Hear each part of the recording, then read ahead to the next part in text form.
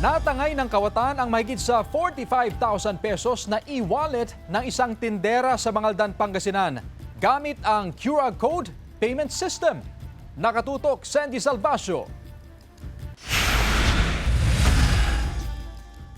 Nangihinayang ang 58 anyos na si Nanay Aurea matapos manakawan ng mahigit 45,000 pesos sa kanyang e-wallet account habang nagbabantay sa kanilang tindahan sa Barangay Salaan, Mangaldan, Pangasinan noong linggo. Kwento ni Nanay Aurea, lumapit sa kanilang tindahan ng isang lalaki, magpapakash in daw ng pambayad niya sa online shop.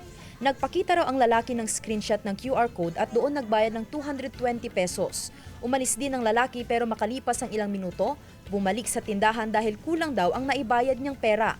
Sa ikatlong balik ng lalaki, dito na kinabahan si Nanay Aurea. Nung nagduda ako, sabi nga, nung umalis, sabi ko, ay Michelle, tingnan mo nga yung tao kung saan pumunta, kako. Nung tiningnan namin, ay sus, tumakbo na, ay Diyos ko, Michelle, na-scam ako. Sabi ko, nung itatransfer ko na yung pera, na 45 sa account ng anak ko, wala na, naunahan na ako. 3 beses na nagpaska ng QR code ang lalaki. Ang hindi alam ni Nanay, unti-unti na palang nauubos ang laman ng kanyang e-wallet. Mahirap din nun, ang hirap-hirap ng kumita ng pera. Halos hindi ako matulog para kumita ng pera, tapos ganun-ganun lang mangyayari. Sabi ko, Diyos ko, wala silang awa. Inireport nila agad sa PNP ang insidente. Sa kuha ng CCTV, nakita ang plate number ng sasakyan na ginamit ng sospek.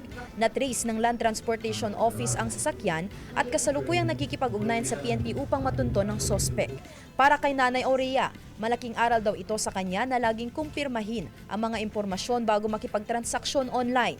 Payo ng Pangasinan Provincial Cyber Response Team ng PNP, huwag basta-bastang mag-scan ng QR code lalo na kung hindi tiyak kung saan at kanino ito galing. Dapat ipakita nila mismo na doon nila i-generate mismo sa store mismo na makita mismo ng tindera ng store. Mas maganda, iwas-iwasan na lang yung number na lang talaga. Kasama si Daryl Peralta, Sandy Salvacio, One North, Central Luzon.